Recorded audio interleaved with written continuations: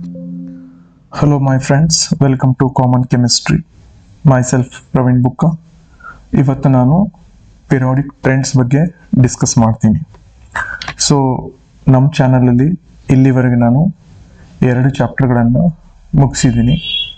3ನೇ ಚಾಪ್ಟರ್ ಆದಂತಹ ಪಿರಿಯಾಡಿಕ್ ಟೇಬಲ್ನಲ್ಲಿ ಇವತ್ತು ನಾನು ಪಿರಿಯಾಡಿಕ್ ಟ್ರೆಂಡ್ಸನ್ನು ಸ್ಟಾರ್ಟ್ ಮಾಡ್ತಾ ಇದ್ದೀನಿ. ಪಿರಿಯಾಡಿಕ್ ಟ್ರೆಂಡ್ಸ್ ಸ್ಟಾರ್ಟ್ ಮಾಡೋಕ್ಕಿಂತ ಮುಂಚೆ ಒಂದನ್ನು ನಾನು ಹೇಳಕ್ಕೆ ಇಷ್ಟಪಡ್ತೀನಿ. According to 10th NCERT syllabus ಅದರಲ್ಲಿ ಒಂದು ಟರ್ಮ್ ಯೂಸ್ ಮಾಡಿದ್ದಾರೆ, ವ್ಯಾಲೆನ್ಸಿ ಅಂತ ಯೂಸ್ ಮಾಡಿದ್ದಾರೆ. ಓಕೆನಾ, ವ್ಯಾಲೆನ್ಸಿ. ಓಕೆ, ಇದ್ರ ಮೇಲ್ಗಡೆ ನಾನು ಇಲ್ಲಿ ಕೆಳಗಡೆ ಒಂದು ಇದನ್ನು ಕೊಟ್ಟಿದ್ದೀನಿ, ಮತ್ತು ಅದಕ್ಕೆ ಹೋಗೋಕ್ಕಿಂತ ಮುಂಚೆ ಒಂದು ಅರ್ಥ ಮಾಡ್ಕೊಳ್ಳೋಣ. ವ್ಯಾಲೆನ್ಸಿ ಅಂದ್ರೇನು ನೋಡಿ, ಬಹಳಷ್ಟು ಅರ್ಥಗಳಿದಾವೆ. ವ್ಯಾಲೆನ್ಸಿ ಹೇಳ್ಬೇಕಂದ್ರೆ ಬಹಳಷ್ಟು ಅರ್ಥ ಇದೆ. ಒಂದನ್ನು ನಾವು ಸಿಂಪಲ್ ಆಗಿ ಹೇಳ್ಬೇಕಂದ್ರೆ combining capacity. combining capacity of element. ಇದಕ್ಕೆ ನಾವೇನಂತ ಕರಿತೀವಿ? ವ್ಯಾಲೆನ್ಸಿ ಅಂತ ಕರಿತೀವಿ. We call it as a valency. I hope you understood this one. So valency ಆಯ್ತು ಇದು. ಓಕೆನಾ, ಇದಕ್ಕೆ ಇನ್ನೊಂದು ಅರ್ಥದಿಂದ ಹೇಳ್ಬೋದು. Combining capacity of the element ಅಂದ್ರೆ ಯಾವ ರೀತಿ ಕಂಬೈಂಡ್ ಆಗುತ್ತೆ, ದಟ್ ಇಸ್ ದ ಕ್ವಶನ್. ಅದು ಎಲೆಕ್ಟ್ರಾನ್ ಕೊಟ್ಟು ಕಂಬೈಂಡ್ ಆಗ್ಬೋದು ಅಥವಾ ಎಲೆಕ್ಟ್ರಾನ್ ಪಡ್ಕೊಂಡು ಕಂಬೈಂಡ್ ಆಗ್ಬೋದು. ಹಾಗಾಗಿ ನಾವು ವರ್ಡ್ ಇಲ್ಲಿ ಯೂಸ್ ಏನು ಮಾಡ್ತೀವಪ್ಪ ಅಂದರೆ number of valence electrons. Number of valence electrons. Number of valence electron. ಓಕೆನಾ, ವ್ಯಾಲೆನ್ಸಿ ಅಂದ್ರೆ combining capacity of the element ಅಂತಂದ್ರೆ ಹೇಳ್ಬೋದು. ಇಲ್ಲಾಂದ್ರೆ ನಂಬರ್ ಆಫ್ ವ್ಯಾಲೆನ್ಸ್ ಎಲೆಕ್ಟ್ರಾನ್ಸ್ ಎಷ್ಟಿದಾವೆ ಅದನ್ನು ನಾವೇನಂತ ಕರಿಬಹುದು? ವ್ಯಾಲೆನ್ಸಿ ಆಫ್ ದಟ್ ಎಲಿಮೆಂಟ್ ಅಂತ ಕರಿಬಹುದು. ಅರ್ಥ ಆಯ್ತಾ ನಾನು ಹೇಳಿದ್ದು? ಸೊ ವ್ಯಾಲೆನ್ಸಿ ಅಂದ್ರೆ ಹೇಗಿರುತ್ತೆ ಅಂದ್ರೆ ಎಷ್ಟು ಎಲೆಕ್ಟ್ರಾನ್ಗಳನ್ನು ಕೊಟ್ಟು, ಎಲೆಕ್ಟ್ರಾನ್ಸ್ಗಳನ್ನು ಕೊಡೋದು ಅಥವಾ ತಗೊಳ್ಳೋದ್ರಿಂದ ಬಾಂಡ್ ಫಾರ್ಮೇಷನ್ ಮಾಡ್ತದಲ್ಲ, ಅರ್ಥ ಆಗ್ತದೆ ನಾನು ಹೇಳಿದ್ದು? That will be its valency ಅಂತ ಹೇಳ್ಬೋದು. ಬನ್ನಿ ಹಾಗಾದ್ರೆ ವ್ಯಾಲೆನ್ಸಿನ ಹೇಗೆ ಕಂಡುಹಿಡಿತಾರೆ ಅದನ್ನು ನೋಡೋಣ. ಇಲ್ಲೊಂದು ಚಿಕ್ಕದೊಂದು ಚಾರ್ಟ್ ಇದೆ. ಇದನ್ನು ನೀವು ತಿಳ್ಕೊಂಡ್ಬಿಟ್ರೆ, if you master this chart, ನಿಮಗೆ ಯಾವುದೇ ರೀತಿಯಿಂದ ಕ್ವಶನ್ಸ್ ಕೇಳಿದ್ರು ಕೂಡ ನೀವು ಆನ್ಸರ್ ಮಾಡಬಲ್ಲಿರಿ. ಬನ್ನಿ ಹಾಗಾದ್ರೆ ಇಲ್ಲಿ ನೋಡೋಣ. ನೋಡಿ, 1A 2A 3A 4A ಇವೆಲ್ಲ ಗ್ರೂಪ್ಗಳ ಹೆಸರಿದೆ. ಓಕೆನಾ, ಪಿ ಬ್ಲಾಕಲ್ಲಿ ಇರೋದ್ರಿಂದ ಇದು ಎಸ್ ಅಲ್ಲಿದೆ, ಇವು ಡಿ ಒಳಗಡೆ ಇದು ಪಿ ಬ್ಲಾಕು. ಈ ಪಿ ಬ್ಲಾಕ್ ಇಲ್ಲಿ ಹಿಡ್ಕೊಂಡು ನಾವು ಇಲ್ಲಿ ತನಕ ಹೋಗ್ತಾನೆ ಇದೀವಿ ಅಂತ ತಿಳ್ಕೊಳ್ಳಿ. ಓಕೆನಾ, so first A 1A 2A 3A 4A ಇಲ್ಲೆಲ್ಲ ಇವುಗಳದ್ದು ವ್ಯಾಲೆನ್ಸ್ ಎಲೆಕ್ಟ್ರಾನ್ಗಳನ್ನು ಹೇಗೆ ಕೌಂಟ್ ಮಾಡ್ತೀರಿ? ವ್ಯಾಲೆನ್ಸ್ ಎಲೆಕ್ಟ್ರಾನ್ ಅಂದ್ರೆ ಅವುಗಳ ಔಟರ್ ಮೋಸ್ಟ್ ಆರ್ಬಿಟಲ್ ಇರುವಂತ ಎಲೆಕ್ಟ್ರಾನ್ಸ್ಗಳು. ಅರ್ಥ ಆಯ್ತಾ? ಇಲ್ಲಿ ಎಷ್ಟಿದೆ ಅಂದ್ರೆ 2 2 4 ಇದೆ. ಇಲ್ಲಿ ಎಷ್ಟಿದೆ? 3 ಇದೆ. ಇಲ್ಲಿ ಎಷ್ಟಿದೆ? 2 ಇದೆ. ಇಲ್ಲಿ ಎಷ್ಟಿದೆ ರೀ? 1 ಇದೆ. ಅರ್ಥ ಆಯ್ತಾ ನಾನು ಹೇಳ್ತಾ ಇರೋದು? ಸೊ ವ್ಯಾಲೆನ್ಸ್ ಅಂದ್ರೆ ಔಟರ್ ಮೋಸ್ಟ್ ಆರ್ಬಿಟಲ್ ಇರುವಂತ ಎಲೆಕ್ಟ್ರಾನ್ಸ್ ಅಪ್ ಟು 4A ತನಕ. ಎಲ್ಲಿ ತನಕ? 4A ತನಕ ಎಷ್ಟು ವ್ಯಾಲೆನ್ಸ್ ಎಲೆಕ್ಟ್ರಾನ್ಸ್ ಇರ್ತವೆ, that will be its valency. ಅರ್ಥ ಆಯ್ತಾ ನಾನು ಹೇಳಿದ್ದು? So valency is exactly equal to number of electrons in outermost orbital. ಅರ್ಥ ಆಯ್ತಾ? ಎಲ್ಲಿ ತನಕ? ಅಪ್ ಟು ಇಲ್ಲಿ ತನಕ. ನಾನು ಹೇಳಿದ ಇಂಡಿಕೇಶನ್ ಮಾಡಿ ತಿಳಿತದೆಯಾ? ಬನ್ನಿ ಹಾಗಾದ್ರೆ ಇದ್ರ ಮುಂದ್ಗಡೆ ಹೇಗೆ, that is a important question. ಇದ್ರ ಮುಂದ್ಗಡೆ ಹೇಗಪ್ಪ ಅಂದ್ರೆ, ಓಕೆ, 5A 6A 7A ಇದು 0 ಗ್ರೂಪ್ ಅಂದ್ರೆ 18th ಗ್ರೂಪ್ ಕರಿತೀವಿ. ಓಕೆನಾ, ಇದನ್ನ ಬಿಟ್ಬಿಡಿ. ಓಕೆ, ಅಪ್ ಟು 7A ತನಕ ಏನ್ ಮಾಡ್ತೀವಿ ಅಂದ್ರೆ ವ್ಯಾಲೆನ್ಸಿ ಎಲೆಕ್ಟ್ರಾನ್ಗಳು ಎಷ್ಟಿದಾವಲ್ಲ ಆ ವ್ಯಾಲೆನ್ಸಿ ಎಲೆಕ್ಟ್ರಾನ್ ಸಂಖ್ಯೆನ 8ರಲ್ಲಿ ಮೈನಸ್ ಮಾಡ್ತೀವಿ. ಅರ್ಥ ಆಯ್ತಾ? 8ರಲ್ಲಿ ಮೈನಸ್ ಮಾಡಿದ್ರೆ ಬರುತ್ತೆಷ್ಟು? 3 ಯಾವ್ದ್ರ ವ್ಯಾಲೆನ್ಸಿ ಅಪ್ಪ ಅಂದ್ರೆ 5A ಗ್ರೂಪ್ ವ್ಯಾಲೆನ್ಸಿ. 2 ಎದ್ರ ವ್ಯಾಲೆನ್ಸಿ ಅಂದ್ರೆ 6A ಗ್ರೂಪ್ ವ್ಯಾಲೆನ್ಸಿ. ಇದು 7A group valency. For example ನಾನು ಇಲ್ಲಿ ತಗೋತೀನಿ. ಇದು ಅರ್ಥ ಆಯ್ತಾ ನಾನು ಹೇಳಿದ್ದು? ಇಲ್ಲೇ ಮೇಲ್ಗಡೆನೆ ಬರ್ದಿದೆ ನೋಡಿ. ಓಕೆನಾ, ಮತ್ತೆ ಕೆಳಗಡೆ ಬರೋ ಅವಶ್ಯಕತೆನೇ ಇಲ್ಲ. Valency from 4A to 8A 18th group ತನಕ ಅಂದ್ರೆ 7A ತನಕ ಏನಪ್ಪಾ ಅಂದ್ರೆ 8 minus number of valence electron. ನಮ್ಗೆಲ್ರಿಗೂ ಗೊತ್ತು 18 ಗೊತ್ತು 0 ವ್ಯಾಲೆನ್ಸಿ ಇರುತ್ತೆ ಅಂತ. ಓಕೆನಾ. ಫಾರ್ ಎಕ್ಸಾಂಪಲ್ ಯಾವ್ದು ತಗೋತೀನಪ್ಪ ಅಂದ್ರೆ 7A ಅಂದರೆ ಫ್ಲೋರಿನ್ ತಗೊಳ್ಳೋಣ. ಫ್ಲೋರಿನ್ ಎಷ್ಟಿದೆ 1s2. ಓಕೆನಾ, 1s2 ಇದೆ. ಆನಂತರ ಈಗ ಔಟರ್ ಮೋಸ್ಟ್ ಆರ್ಬಿಟಲ್ ಯಾವುದು, ಇದು ಇನ್ನರ್ ಮೋಸ್ಟ್ ಆರ್ಬಿಟಲ್ ಆಯಿತು. ಇದು 2s2 2p5. ಹೌದಾ. ಸೊ ಟೋಟಲ್ ಎಷ್ಟು ಎಲೆಕ್ಟ್ರಾನ್ಸ್ ಇದೆ 7 ಎಲೆಕ್ಟ್ರಾನ್ಸ್ ಇದೆ. ಇದನ್ನು ಇದರಲ್ಲಿ ಮೈನಸ್ ಮಾಡ್ರಿ ಅಂತ ಹೇಳ್ತಾ ಇದ್ರೆ 8ಅಲ್ಲಿ ಮೈನಸ್ ಮಾಡಿದ್ರಿ. 8ಅಲ್ಲಿ ಮೈನಸ್ ಮಾಡಿದ್ರೆ ಎಷ್ಟು ಬರುತ್ತೆ 1 ಬರುತ್ತೆ. ಇದೇ ಒಂದು ಏನಪ್ಪ ಅಂದ್ರೆ ಇದ್ರದ್ದು ವ್ಯಾಲೆನ್ಸಿ ಎಲೆಕ್ಟ್ರಾನ್, ಇದ್ರದ್ದು ಬಂದು ವ್ಯಾಲೆನ್ಸಿ. ಅರ್ಥ ಆಯ್ತಾ, ನಾನು ಹೇಳಿದ ಅರ್ಥ ಆಗ್ತಿದಲ್ವಾ. So this is how we can calculate the valency. ಇದು ಒಂದನ್ನು ನೀವು ಸರಿಯಾಗಿ ಬರ್ಕೊಂಡು ಪ್ರಾಕ್ಟೀಸ್ ಮಾಡಿ, ನಿಮ್ಗೆ ಯಾವುದೇ ಒಂದು ವ್ಯಾಲೆನ್ಸಿ ಕೇಳಿದ್ರು ಹೇಳಕ್ಕೆ ಬರುತ್ತೆ. ಫಾರ್ ಎಕ್ಸಾಂಪಲ್ ಯಾವ್ದು ತಗೋತೀನಪ್ಪ ಅಂದ್ರೆ ಬೆರಿಲಿಯಂ ತಗೋತಾ ಇದ್ದೀನಿ. Hydrogen, helium, lithium, beryllium. So beryllium 1s2 2s2 outer most orbital ಎಷ್ಟು ಎಲೆಕ್ಟ್ರಾನ್ಸ್ ಇದೆ 2 ಎಲೆಕ್ಟ್ರಾನ್ಸ್ ಇದೆ, ದಟ್ ಈಸ್ 2. ಹಾಗಾದ್ರೆ ಇದ್ರ ವ್ಯಾಲೆನ್ಸಿ ಎಷ್ಟಿರುತ್ತೆ 2 ಇರುತ್ತೆ. ಅರ್ಥ ಆಯ್ತಾ, ನಾನು ಹೇಳಿ ತಿಳಿತಾ ಇದೆ ಅಂದ್ರೆ ಇದು 2A ಗ್ರೂಪಿಗೆ ಸಂಬಂಧಪಟ್ಟಿದ್ದು. ಫಾರ್ ಎಕ್ಸಾಂಪಲ್ ಅಲ್ಯೂಮಿನಿಯಂ ತಗೋಣ. ಅಲ್ಯೂಮಿನಿಯಂದ ಎಲೆಕ್ಟ್ರಾನಿಕ್ ಕಾನ್ಫಿಗರೇಷನ್ ಎಷ್ಟು, aluminium electronic configuration 1s2 2s2 2p6 2p6. ಆನಂತರ ಔಟರ್ ಮೋಸ್ಟ್ ಆರ್ಬಿಟಲ್ ನಾನು ಬೇರೆ ಪೆನ್ನಿಂದ ತಗೋತಾ ಇದ್ದೀನಿ. ಔಟರ್ ಮೋಸ್ಟ್ ಆರ್ಬಿಟಲ್ ಅನ್ನ ಯಾವ ಪೆನ್ನಿಂದ ತಗೋಣ, let us draw with another pen. Okay, 3s2 3p1 13 electrons ಇರಬೇಕು. ಇಲ್ಲಿಂದ ಇಲ್ಲಿ ತನಕ 10, ಇವು 12, 13. ಇದು ಔಟರ್ ಮೋಸ್ಟ್ ಆರ್ಬಿಟಲ್ ಇದೆಯಲ್ಲ, ಇದು 3 ಎಲೆಕ್ಟ್ರಾನ್ಸ್. ಸೊ 3A ಗ್ರೂಪಿಗೆ ಸೇರೋದ್ರಿಂದ ಇದು ವ್ಯಾಲೆನ್ಸಿ ಎಷ್ಟಾಗುತ್ತಪ್ಪ 3 ಆಗ್ತದೆ. ಅರ್ಥ ಆಯ್ತಾ, ಇಲ್ಲಿ ಮೈನಸ್ ಮಾಡಬಹುದು, ಇಲ್ಲಿ ಮಾಡಬೇಕಾಗುತ್ತೆ. I hope you understood this concept. ಸರಿನಾ. ಬನ್ನಿ ಹಾಗಾದ್ರೆ ನೆಕ್ಸ್ಟ್ ಯಾವುದಕ್ಕೆ ಹೋಗೋಣಪ್ಪ ಅಂದ್ರೆ ಈಗ ಇದ್ರ ಬಗ್ಗೆ ನಾನು ಹೇಳ್ತೀನಿ. ನಾನು ಸ್ವಲ್ಪ ನಂದೇ ಆದಂಥ ನೋಟ್ಸ್ ಕೊಡ್ಬೇಕಂತ ಪ್ರಯತ್ನ ಪಡ್ತಾ ಇದ್ದೀನಿ. ಮೊದಲನೇದಾಗಿ ನಿಮ್ಮ ಸಿಲೆಬಸ್ ಅಲ್ಲಿ ಕೊಟ್ಟಿರೋದು ಏನಪ್ಪಾ ಅಂದ್ರೆ ಪೀರಿಯಾಡಿಕ್ ಟ್ರೆಂಡ್ಸ್ ಅಂತ ಕೊಟ್ಟಿದ್ದಾರೆ. Periodic trends. ಪೀರಿಯಾಡಿಕ್ ಟ್ರೆಂಡ್ಸ್ ಅಂದ್ರೆ ಏನು ಮೊದಲು ಅರ್ಥ ಮಾಡ್ಕೊಳ್ಳಿ. What is periodic trends? Periodic trends ಅಂದ್ರೆ variation in the property of the element. ಏನ್ರಿ, variations in the properties of the element. Properties of the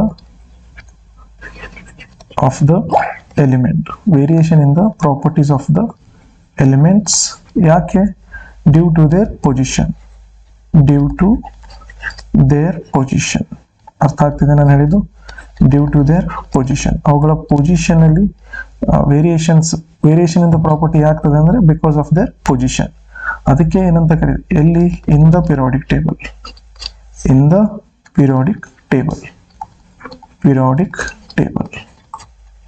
ಇದಕ್ಕೆ ಏನಂತ ಕರೀತಾರೆ ಅವರು? ಪಿರಿಯಾಡಿಕ್ ಟ್ರೆಂಡ್ಸ್ ಅಂತ ಕರೀತಾರೆ. ಅರ್ಥ ಆಯ್ತಾ ನಾನು ಹೇಳಿದ್ದು? ಸೊ ಪಿರಿಯಾಡಿಕ್ ಟ್ರೆಂಡ್ಸ್ ಅಲ್ಲಿ ಏನೇನಿದೆ ನಿಮಗೆ ನೋಡ್ಲಿಕ್ಕೆ? What are the things to be study in this chapter? ಮೊದಲನೇದಾಗಿ ಅಟಾಮಿಕ್ ರೇಡಿಯಸ್ ಇದೆ. ಅಟಾಮಿಕ್ ರೇಡಿಯಸ್ ಬರುತ್ತೆ. ಅದಾದ ನಂತರ ನೆಕ್ಸ್ಟ್ ಬರೋದು ಯಾವುದು? ಅಯೋನೈಸೇಷನ್ ಎಂಥಾಲ್ಪಿ ಬರುತ್ತೆ. ಆನಂತರ ಎಲೆಕ್ಟ್ರಾನ್ ಗೇನ್ ಎಂಥಾಲ್ಪಿ ಬರುತ್ತೆ. ಆನಂತರ ಎಲೆಕ್ಟ್ರೋ ನೆಗೆಟಿವಿಟಿ ಬರುತ್ತೆ. ಇಲ್ಲಿ ನೋಡಿ, ಇಲ್ಲಿ ಮತ್ತೆ ನಾವೇನ್ ಮಾಡ್ತೀವಿ, 3 ರೀತಿ ಸ್ಟಡಿ ಮಾಡ್ತೀವಿ. ಸ್ವಲ್ಪ ಡೀಪ್ ಆಗಿ ತಗೊಂಡು ಹೋಗ್ತಾ ಇದ್ದೀನಿ. ಅಟಾಮಿಕ್ ರೇಡಿಯಸ್ ಒಳಗಡೆ ಒಂದನ್ನ ಕೋವಲೆಂಟ್ ರೇಡಿಯಸ್ ಅಂತ ಕರಿತೀವಿ. ಏನಂತ ಕರಿತೀವಿ? Covalent radius. ಇನ್ನೊಂದನ್ನ ಏನಂತ ಕರಿತೀವಪ್ಪ ಅಂದ್ರೆ ಮೆಟಾಲಿಕ್ ರೇಡಿಯಸ್ ಅಂತ ಕರಿತೀವಿ. ಇನ್ನೊಂದು ಬರೋದು ಏನಪ್ಪಾ ಅಂದ್ರೆ ಅಯಾನಿಕ್ ರೇಡಿಯಸ್. ಅರ್ಥ ಆಯ್ತಾ ನಾನು ಹೇಳ್ತಾ ಇರೋದು? ಸೊ ನಿಮ್ಮ ಕ್ವಶನ್ಸ್ ಅಟಾಮಿಕ್ ರೇಡಿಯಸ್ ಅಂತ ಬಂದ ಕೂಡಲೇ ಇವು 3 ಮೇಲೆ ಯಾವ್ದಾದ್ರು ಒಂದು ಪಾರ್ಟ್ ಅನ್ನ ಕೂಡ ಎಕ್ಸಾಮ್ ಅಲ್ಲಿ ಕೊಟ್ಬಿಡ್ತಾನೆ. ಓಕೆನಾ. ಸೊ ಬನ್ನಿ ಹಾಗಾದ್ರೆ ಸ್ವಲ್ಪ ಡೀಟೇಲ್ ಆಗಿ ನೋಡೋಣ. ಓಕೆನಾ. ಸೊ ಐ ಹೋಪ್ ಇದು ನಿಮ್ಗೆ ಅರ್ಥ ಆಗಿದೆ ಅಂತ ಅನ್ಕೊಂಡಿದ್ದೀನಿ. ನೆಕ್ಸ್ಟ್ ಬನ್ನಿ, ಮೊದಲನೇದಾಗಿ ಯಾವ್ದು ನೋಡಪ್ಪ ಅಂದ್ರೆ atomic radius. Let us discuss atomic radius. Okay, atomic radius ಅಂತ ಯಾವುದಕ್ಕೆ ಕರೀತಾರೆ? ಇದನ್ನ ಅರ್ಥ ಮಾಡ್ಕೋಬೇಕಾಗಿರೋದು. ಅಟಾಮಿಕ್ ರೇಡಿಯಸ್ ಅಂದ್ರೆ ನೋಡಿ, ಇಲ್ಲೊಂದು ಅಟಮ್ ಇದೆ ಅಂತ ತಿಳ್ಕೊಳ್ಳಿ. Let us have a atom. ಇದ್ರದ್ದು ಏನಿದೆ, ನ್ಯೂಕ್ಲಿಯಸ್ ಇದೆ. ಓಕೆನಾ, ಒಪ್ಕೋತೀರಾ? ಸೊ ಇದರ ನ್ಯೂಕ್ಲಿಯಸ್ ಇಲ್ಲಿ ಎಂಡಿಗೆ ಏನಿದೆ, ಔಟರ್ ಮೋಸ್ಟ್ ಆರ್ಬಿಟಲ್ ಅಲ್ಲಿ ಒಂದು ಎಲೆಕ್ಟ್ರಾನ್ ಇದೆ. ಏನಿದೆ? Electron. So outer most shell ಒಳಗಡೆ ಇರೋ ಎಲೆಕ್ಟ್ರಾನ್ ಮತ್ತೆ ನ್ಯೂಕ್ಲಿಯಸ್ ಮಧ್ಯೆ ಇರುವಂತ ಡಿಸ್ಟೆನ್ಸ್ ಏನಿದೆಯಲ್ಲ, ಈ ಡಿಸ್ಟೆನ್ಸಿಗೆ ಅವ್ರು ಏನಂತ ಕರೀತಾರೆ, ವಿ ಕಾಲ್ ಇಟ್ ಆಸ್, ಏನಂತ ಕರಿತೀವಿ, ಅಟಾಮಿಕ್ ರೇಡಿಯಸ್. ಅರ್ಥ ಆಯ್ತಾ? ಹಾಗಾದ್ರೆ ಏನಪ್ಪಾ ಅಂದ್ರೆ ಡಿಸ್ಟೆನ್ಸ್ ಬಿಟ್ವೀನ್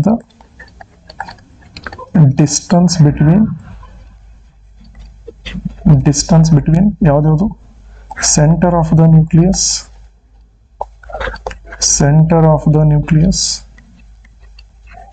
ಮತ್ತೆ and electron in the outermost orbital.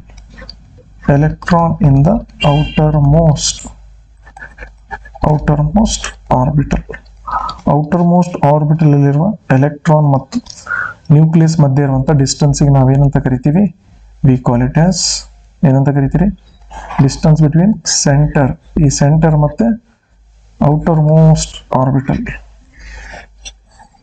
ಇದ್ರ ಮಧ್ಯೆ ಇರೋ ಡಿಸ್ಟೆನ್ಸ್ ನಾವೇನಂತ ಕರಿತೀವಿ, ಅಟಾಮಿಕ್ ರೇಡಿಯಸ್ ಅಂತ ಕರಿತೀವಿ. We call it as atomic radius.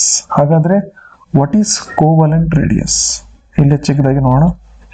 Covalent radius ಅಂದ್ರೆ ಏನು ನೋಡಿ. ಕೋವಲೆಂಟ್ ಬಾಂಡ್ ಫಾರ್ಮೇಶನ್ ಆದಾಗ ಎರಡು ನ್ಯೂಕ್ಲಿಯಸ್ ಮಧ್ಯೆ ಇರುವಂತ ಅರ್ಧ ಡಿಸ್ಟೆನ್ಸ್. ಮೊದಲನೇದಾಗಿ ಕೋವಲೆಂಟ್ ಬಾಂಡ್ ಅಂದ್ರೆ ಏನು ನೋಡಿ. ಕೋವಲೆಂಟ್ ಬಾಂಡ್ ಫಾರ್ಮೇಶನ್ ಆಗ್ಬೇಕಂದ್ರೆ ಎರಡು ಅಟಮ್ಗಳು ಒಂದೇ ರೀತಿಯಾಗಿರ್ಬೇಕು, ಒಂದೇ ಎಲಿಮೆಂಟ್ ಇರಬೇಕು. ಅರ್ಥ ಆಯ್ತಾ? ನಾನು ಹೇಳಿ ತಿಳಿತದೆ. ಇದನ್ನು ಎ ಇದೆ, ಇದನ್ನು ಎ ಇದೆ. ಸೊ ನಮಗೇನು ಫಾರ್ಮೇಶನ್ ಆಗ್ತದೆ, 2A ಕಂಪೌಂಡ್ ಫಾರ್ಮೇಶನ್ ಆಗ್ತದೆ ಅಂತ ತಿಳ್ಕೊಳ್ಳಿ. ಫಾರ್ ಎಕ್ಸಾಂಪಲ್ ಇದನ್ನು ನಾನು ಬೇರೆ ಇದರಲ್ಲಿ ತಗೋತೀನಿ.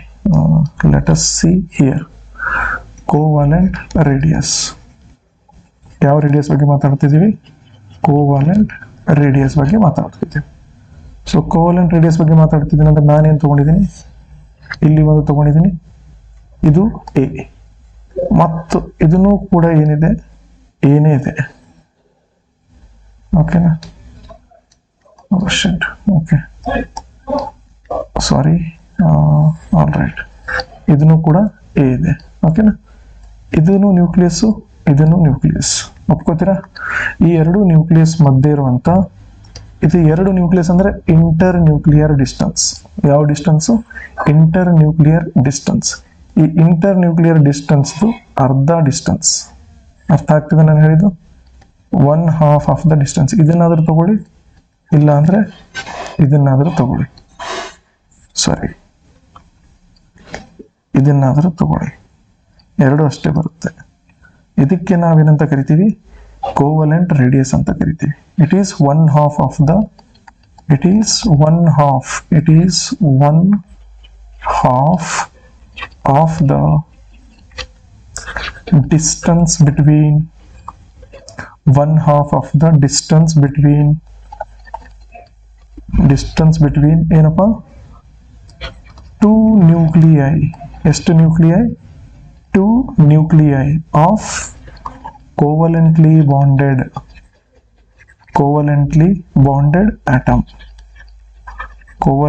bonded atoms. ಇದಕ್ಕೆ ಏನಂತ ಕರೀತಾರೆ? ಕೋವಲೆಂಟ್ ರೇಡಿಯಸ್ ಅಂತ ಕರೀತಾರೆ. I hope you understood this concept. ಬನ್ನಿ ಹಾಗಾದ್ರೆ ಮೆಟಾಲಿಕ್ ರೇಡಿಯಸ್ ಬಗ್ಗೆ ಮಾತಾಡೋಣ. ಯಾವ್ದ್ರ ಬಗ್ಗೆ ಮಾತಾಡೋಣ? Metallic radius. ಹೆಸರೇ ಹೇಳ್ತಾ ಇದೆ, ಮೆಟಲ್ಸ್. ಏನ್ ಹೇಳ್ತಾ ಇದೆ? ಮೆಟಲ್. ಮೆಟಾಲಿಕ್ ರೇಡಿಯಸ್ ಅಂದ್ರೆ ಏನು ನೋಡ್ರಿ. ಇದನ್ನು ಕೂಡ ಹಾಗೆ ಹೇಳ್ತೀವಿ ನಾವು. It is the 1/2 of the inter nuclear distance separating the metals across the metal crystal. ನೋಡಿ, ಮೆಟಲ್ ಒಳಗಡೆ ಹೇಗಿರ್ತದೆ? ಕ್ರಿಸ್ಟಲೈನ್ ಸ್ಟ್ರಕ್ಚರ್ ಇರ್ತವೆ. ಕ್ರಿಸ್ಟಲೈನ್ ಅಂದ್ರೆ ಹೇಗೆ ಹೇಳ್ಬೇಕಪ್ಪ ಅಂದ್ರೆ ಸಿಸ್ಟಮೆಟಿಕ್ ಇರ್ತವೆ, ಸಮಥಿಂಗ್ ಲೈಕ್ ದಿಸ್. ಇದೊಂದು ಮೆಟಲ್ ಕ್ರಿಸ್ಟಲ್ ಇದೆ ಅಂತ ತಿಳ್ಕೊಳ್ಳಿ. ಒಪ್ಕೋತೀರಾ? ಸೊ ಇದೊಂದು ಮೆಟಲ್ ಕ್ರಿಸ್ಟಲ್ ಇದೆ. ಓಕೆನಾ? ಇಲ್ಲಿ ಒಂದಿರೋದು ಬೇರೆನೇ ಇದೆ. ಅರ್ಥ ಆಗ್ತದೆ ನಾನು ಹೇಳಿದ್ದು? ಇಲ್ಲಿ ಒಂದಿರೋದು ಬೇರೆನೇ ಇದೆ. ಓಕೆನಾ? ಅರ್ಥ ಆಗ್ತದೆ ನಾನು ಹೇಳಿದ್ದು? ಸ್ವಲ್ಪ ಎರಡಕ್ಕೆ ಜಾಯಿಂಟ್ ಮಾಡೋಣ. Let us joint. ಹೇಗೆ ಹೇಳೋದಪ್ಪ ಅಂದ್ರೆ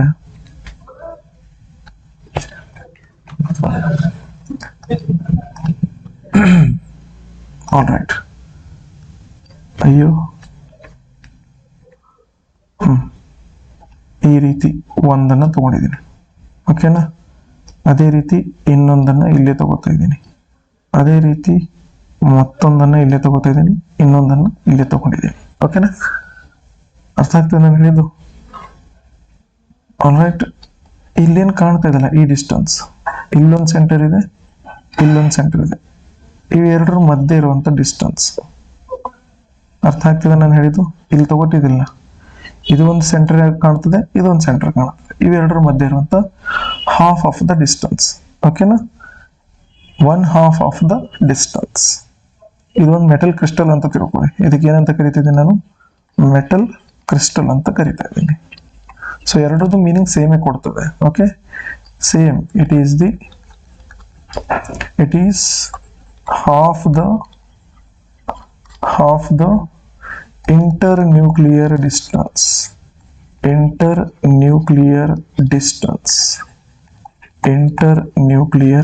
distance separating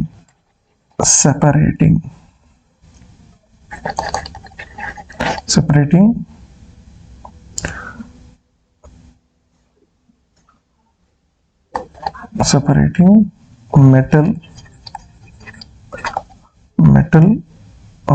ಏನಂತ ಹೇಳ್ಬೇಕು, ಒಂದು ಮೆಟಲ್ ಕೋರ್ ಅನ್ನು ಮತ್ತೊಂದು metal core in the metallic crystal ಅಂತ ಹೇಳಿದ್ರು ಕೂಡ ನಡೀತದೆ, ಓಕೆ. ಸೊ ಈ ರೀತಿ ಇದನ್ನ ಮೆಟಾಲಿಕ್ ರೇಡಿಯಸ್ ಅಂತ ಕರಿತೀವಿ. ಮೆಟಾಲಿಕ್ ರೇಡಿಯಸ್ ಆದ ಕೂಡಲೇ ನೆಕ್ಸ್ಟ್ ಏನ್ ಡಿಸ್ಕಸ್ ಮಾಡೋಣ? ಅಯಾನಿಕ್ ರೇಡಿಯಸ್ ಸ್ಟಡಿ ಮಾಡೋಕ್ಕಿಂತ ಮುಂಚೆ ಒಂದು ಇಂಪಾರ್ಟೆಂಟ್ ಪಾಯಿಂಟ್ ಅನ್ನ ಡಿಸ್ಕಸ್ ಮಾಡೋಣ. ಏನ್ ಇಂಪಾರ್ಟೆಂಟ್ ಪಾಯಿಂಟ್ ಅಪ್ಪ ಅಂದ್ರೆ, ಯಾವ ರೀತಿ ವೇರಿಯೇಷನ್ ಆಗ್ತದೆ ಅಟಾಮಿಕ್ ರೇಡಿಯಸ್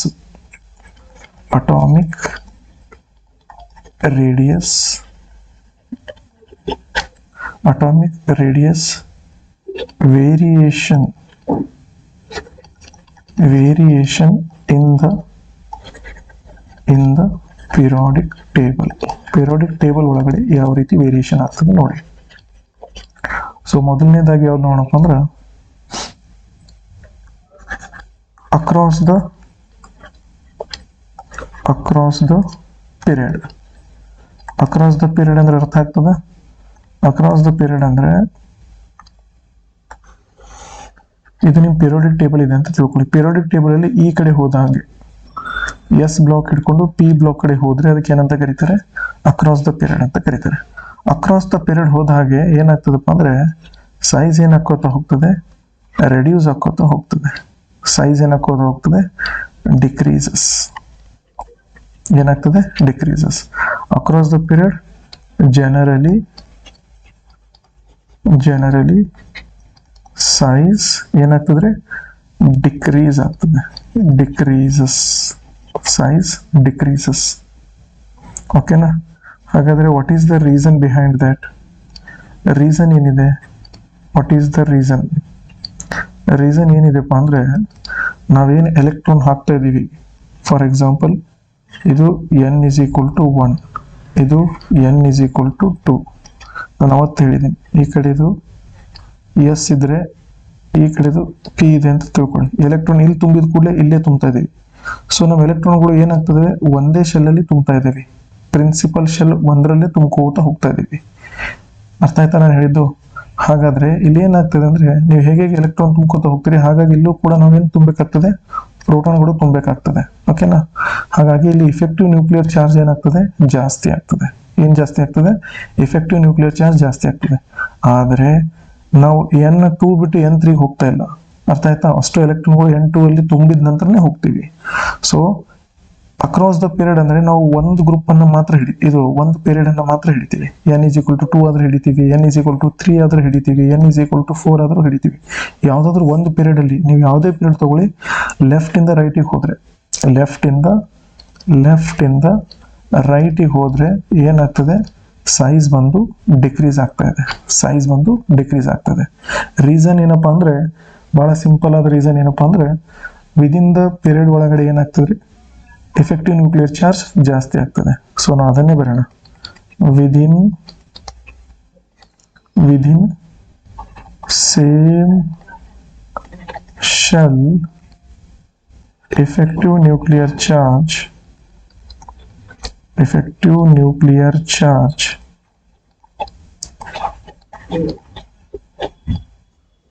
increases.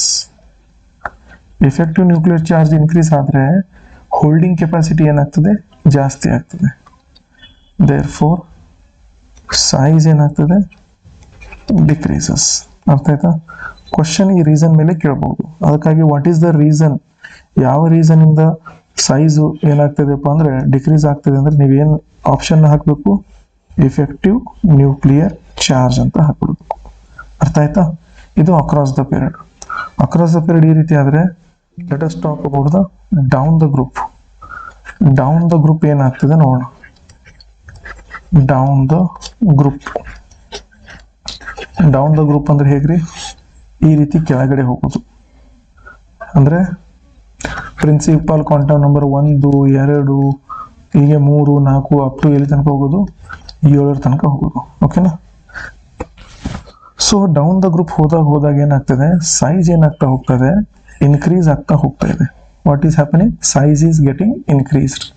ಯಾಕೆ ಈ ರೀತಿ ಆಗ್ತಾ ಇದೆ, why it is increasing? Reason ಬಹಳ ಸಿಂಪಲ್. ಅಂದ್ರೆ down the group generally atomic size increases. What is the reason? Reason ಏನಾಗ್ತದೆ, ಪ್ರಿನ್ಸಿಪಲ್ ಕ್ವಾಂಟಮ್ ನಂಬರ್ ಜಾಸ್ತಿ ಆಗ್ತದೆ. Principal quantum number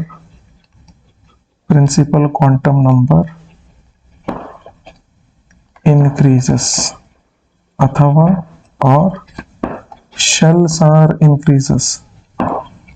are getting increased.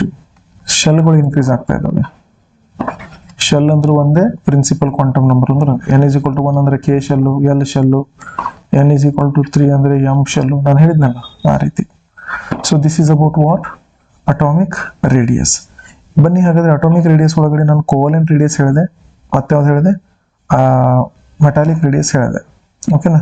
ಹಾಗಾದ್ರೆ ಮೂರನೇ ರೇಡಿಯಸ್ ಬಂದು ಯಾವ್ದಪ್ಪ ಅಂದ್ರೆ ಅಯಾನಿಕ್ ರೇಡಿಯಸ್ ಬಗ್ಗೆ ಮಾತಾಡೋಣ. ಅಯಾನಿಕ್ ರೇಡಿಯಸ್ ಮೇಲೆ ಬಹಳಷ್ಟು ಕ್ವಶನ್ಸ್ಗಳು ಬರ್ತಾ ಇದಾವೆ. ಸೊ ಅದನ್ನ ತಿಳ್ಕೊಬೇಕಂದ್ರೆ ನೀವು ಮೊದಲು ಏನ್ ಮಾಡ್ಬೇಕು, ಅಯಾನ್ ಅಂದ್ರೆ ಏನಂತ ಗೊತ್ತಿರಬೇಕು. What is on ion? Ion ಅಂದ್ರೆ ಏನು ನೋಡಿ. ಅಯಾನ್ಸ್ ಅಂದ್ರೆ 2 ರೀತಿ ಇರ್ತವೆ. ಒಂದು ಬಂದು ಕ್ಯಾಟ್ ಅಯಾನ್ ಇರುತ್ತದೆ, ಮತ್ತೊಂದು ಬಂದು ಯಾವ್ದಿದೆ, ಆನ್ ಅಯಾನ್ ಇರ್ತದೆ. ಅರ್ಥ ಆಯ್ತಾ? ಕ್ಯಾಟ್ ಅಯಾನ್ ಅಂದ್ರೆ ಏನಂತ ಅರ್ಥ, ಆನ್ ಅಯಾನ್ ಅಂದ್ರೆ ಏನಂತ ಅರ್ಥ ನೋಡಿ. ಕ್ಯಾಟ್ ಅಯಾನ್ ಅಂದ್ರೆ ಪಾಸಿಟಿವ್ ಅಯಾನ್, ಆನ್ ಅಯಾನ್ ಅಂದ್ರೆ ನೆಗೆಟಿವ್ ಅಯಾನ್. ಅರ್ಥ ಆಯ್ತಾ? ತಿಳಿತಾ? ಇದು ಫಸ್ಟ್ ಪಾಯಿಂಟ್. ಸೆಕೆಂಡ್ ಪಾಯಿಂಟ್ ತಿಳ್ಕೊಬೇಕಾಗಿರೋದು ಅಂದ್ರೆ ಕ್ಯಾಟ್ ಅಯಾನ್ ಯಾವಾಗ ಫಾರ್ಮೇಶನ್ ಆಗ್ತದೆ. ಕ್ಯಾಟ್ ಅಯಾನ್ ಯಾವಾಗ ಫಾರ್ಮೇಶನ್ ಆಗ್ತದಪ್ಪ ಅಂದ್ರೆ ಎಲೆಕ್ಟ್ರಾನ್ ಲೂಸ್ ಆದಾಗ. when element lose its electron. ಇದು ಯಾವಾಗ ಆಗ್ತದೆ, when element gain electron ಪಡ್ಕೊಂಡಾಗ anion ಬರ್ತದೆ. that is the one point. for example ನೋಡೋದಾದ್ರೆ I will take an example of lithium ತಗೋಣ. ಈ ಲಿಥಿಯಂ ಏನಾಗ್ತದೆ, Li+ ಆಗಿ ಒಂದು ಎಲೆಕ್ಟ್ರಾನ್ ಕಳ್ಕೊತದೆ. ಅದೇ ರೀತಿ ಇಲ್ಲೊಂದು ಎಕ್ಸಾಂಪಲ್ ತಗೋಣ, ಫ್ಲೋರಿನ್ ತಗೋಣ. ಫ್ಲೋರಿನ್ ಒಂದು ಎಲೆಕ್ಟ್ರಾನ್ ಪಡ್ಕೊಂಡ್ರೆ ಇದು ಏನಾಗ್ತದೆ, ಫ್ಲೋರಿನ್ ಮೈನಸ್ ಅಯಾನ್ ಆಗಿ ಕನ್ವರ್ಟ್ ಆಗ್ತದೆ. ಓಕೆ, ನಾವು ಯು ಅಂಡರ್ಸ್ಟುಡ್. ಈಗ ಮೂರನೇ ಪಾಯಿಂಟ್ ಇದ್ರ ಬಗ್ಗೆ ತಿಳಿಬೇಕಾಗಿರೋದು ಏನಪ್ಪಾ ಅಂದ್ರೆ ತಮಗೆಲ್ಲ ಥರ್ಡ್ ಪಾಯಿಂಟ್ ಬಂದು size of the cation. Size ಮೇಲೆ ಕ್ವಶನ್ ಬರ್ತದೆ. ಓಕೆನಾ? ಸೈಜ್ ಆಫ್ ದ ಕ್ಯಾಟಯನ್ ಯಾವಾಗಲೂ ಏನಿರ್ತದೆ, size of cation is lesser than parent nucleus. ಹಾಗಾದ್ರೆ ಇಲ್ಲಿ ಏನಂತ ಹೇಳ್ತೀರಿ, size of size of an ion is larger than parent nucleus. parent nucleus ಅರ್ಥ ಆಯ್ತಾ? ನ್ಯೂಕ್ಲಿಯಸ್ ಅನ್ನೋದಕ್ಕಿಂತ ಪೇರೆಂಟ್ ಆಟಮ್ ಅಂದ್ಬಿಡೋಣ. ಯಾಕಂದ್ರೆ ನ್ಯೂಕ್ಲಿಯಸ್ ಅಂದ್ರೆ ಬಹಳ ಜನರಿಗೆ ಅದು ರಾಂಗ್ ಆಗ್ಬಿಡ್ತದೆ. ಪೇರೆಂಟ್ ಆಟಮ್ ಅಂತ ಕರಿತೀನಿ. ಓಕೆ, ಫಾರ್ ಎಕ್ಸಾಂಪಲ್ ಏನಿತ್ತು, ಲಿಥಿಯಂ ಇಷ್ಟಿತ್ತು ಅಂತ ತಿಳ್ಕೊಳ್ಳಿ. ಓಕೆನಾ, ಇದು ಅದರ ಔಟರ್ ಮೋಸ್ಟ್ ಕಂಟೈನಿಂಗ್ ಎಲೆಕ್ಟ್ರಾನ್ ಇತ್ತು. ಈಗ ಅಂದ್ರೆ ಇಷ್ಟು ದೊಡ್ಡದಿತ್ತು ಅಂತ ತಿಳ್ಕೊಳ್ಳಿ. ಓಕೆನಾ, ಹೀಗಿದ್ದಾಗ ಈ ಎಲೆಕ್ಟ್ರಾನ್ ಹೋದ್ಮೇಲೆ ಆಟೋಮೆಟಿಕ್ಲಿ ಇದರ ಸೈಜ್ ಏನಾಗ್ತದೆ, ಕುಗ್ತದೆ. ಅರ್ಥ ಆಯ್ತಾ ನಾನು ಹೇಳಿದ್ದು? Are you getting my point? Right. ಅದೇ ರೀತಿ ಇದು ಫ್ಲೋರಿನ್ ಇದೆ ಅಂತ ತಿಳ್ಕೊಳ್ಳಿ. ಇದು ಒಂದು ಎಲೆಕ್ಟ್ರಾನ್ ಪಡ್ಕೊಂಡಾಗ ಇಲ್ಲಿ ಏನಂತ ಬರೆಯೋಣ, ಪ್ಲಸ್ ಒಂದು ಎಲೆಕ್ಟ್ರಾನ್. ಇದು ಪಡ್ಕೊಂಡಾಗ ಸೈಜ್ ಏನಾಗ್ತದೆ, ದೊಡ್ಡದಾಗ್ತದೆ. ಇಲ್ಲಿ ಮೈನಸ್ ಚಾರ್ಜ್ ಬರ್ತದೆ. ಈ ರೀತಿ ನಾನು ತಿಳಿಸೋ ಉದ್ದೇಶ ಇದು. ಏನಿದು ಪೇರೆಂಟೇ ದೊಡ್ಡದಿರ್ತದೆ, ಬರೋ ಕ್ಯಾಟಯನು ಚಿಕ್ಕದಾಗ್ತದೆ. ಇಲ್ಲಿ ಬರಿತೀನಿ ನೋಡಿ, ಇದು ಏನಪ್ಪಾ ಅಂದ್ರೆ ಕ್ಯಾಟ್ ಅಯಾನ್. ಹಾಗಾದ್ರೆ ಇದು ಏನ್ರಿ, ಆನ್ ಅಯಾನ್. ಅರ್ಥ ಆಯ್ತಾ ನಾನು ಹೇಳಿದ್ದು? So this is about the parent, cat ion, on ion. ಈಗ ಒಂದು ಕ್ವಶನ್, ರೀಸನ್ ಕೇಳೋಣ. What is the reason? Reason ನಾನು ಏನ್ ಮಾಡ್ತೀನಿ, I will take another slide. Same ಇದೇ ರೀತಿ ಬರಿತೀನಿ. ಒಂದ್ ಕಡೆ ಏನಂತ ಬರಿತೀನಿ, ಕ್ಯಾಟ್ ಅಯಾನ್ ಈ ಕಡೆ ತಗೊಂಡಿದ್ವಿ, ಈ ಕಡೆ ಏನ್ ತಗೋತೀವಿ, ಆನ್ ಅಯಾನ್ ತಗೋತೀವಿ. ಯಾಕೆ ಸೈಜ್ ಕಮ್ದಿದೆ? ಫಾರ್ ಎಕ್ಸಾಂಪಲ್ ಈ ರೀತಿ ಕ್ವಶನ್ ಬಂತು ಅಂತ ತಿಳ್ಕೊಳ್ಳಿ. ಅದೇ ರೀತಿ ನಾನು ಫ್ಲೋರಿನ್ ತಗೊಂಡಿದ್ನ, ಫ್ಲೋರಿನು ಈ ರೀತಿ. ಹಿಂಗಂದ್ರೆ ಏನ್ರಿ, ಕ್ಯಾಟ್ ಅಯಾನ್ ಸೈಜು ಅದ್ರ ಪೇರೆಂಟ್ಗಿಂತಲೂ ಜಾಸ್ತಿ, ಕ್ಯಾಟ್ ಅಯಾನ್ ಸೈಜು ಪೇರೆಂಟ್ ಅಯಾನ್ಗಿಂತಲೂ ಕಮ್ಮಿ ಇದೆ. ಆನ್ ಅಯಾನ್ ಸೈಜು ಪೇರೆಂಟ್ ಆಟಮ್ಗಿಂತಲೂ ಜಾಸ್ತಿ ಇದೆ. ರೀಸನ್ ಏನು? What is the reason behind that? ಈ ರೀತಿ ಕ್ವಶನ್ಸ್ ಬರುತ್ತೆ. ಸೊ ರೀಸನ್ ಏನಪ್ಪಾ ಅಂದ್ರೆ ಬಹಳ ಸಿಂಪಲ್ ಆಗಂದ್ರೆ, ಎಲೆಕ್ಟ್ರಾನ್ ಲಾಸ್ ಆಗೋದ್ರಿಂದ ಏನಾಗ್ತದೆ, due to loss of electron ಏನಾಗ್ತದೆ, ಎಫೆಕ್ಟಿವ್ ನ್ಯೂಕ್ಲಿಯರ್ ಚಾರ್ಜ್ ಇನ್ಕ್ರೀಸ್ ಆಗ್ತದೆ. Effective nuclear charge increases. ಅದು ಇನ್ಕ್ರೀಸ್ ಆಯ್ತಂದ್ರೆ ಏನಾಗ್ತದೆ, ಅದೇನ್ ಮಾಡ್ತದೆ, ಹೋಲ್ಡಿಂಗ್ ಕೆಪಾಸಿಟಿ ಜಾಸ್ತಿ ಮಾಡ್ತದೆ. ಟೈಟ್ ಆಗಿ ಹಿಡ್ಕೊಳಕ್ ಸ್ಟಾರ್ಟ್ ಮಾಡ್ತದೆ. ಟೈಟ್ ಆಗಿ ಹಿಡ್ಕೊಳ್ಳೋದ್ರಿಂದ ಏನಾಗ್ತದೆ, ಸೈಜ್ ಏನಾಗ್ತದೆ, ದೇರ್ಫೋರ್ ಸೈಜ್ ಏನಾಗ್ತದೆ, ಡಿಕ್ರೀಸ್ ಆಗ್ತದೆ. ಓಕೆನಾ, ಇಲ್ಲಿ ಈ ರೀತಿ ಆದ್ರೆ ಇಲ್ಲಿ ಏನಾಗ್ತದೆ, ಆಡೆಡ್ ಎಲೆಕ್ಟ್ರಾನ್ ಏನ್ ಮಾಡ್ತದೆ ಅಂದ್ರೆ, ಇರೋ ಎಲೆಕ್ಟ್ರಾನ್ ಜೊತೆ ಏನಾಗ್ತದೆ, repulsion. Added electron get repelled by already present electron.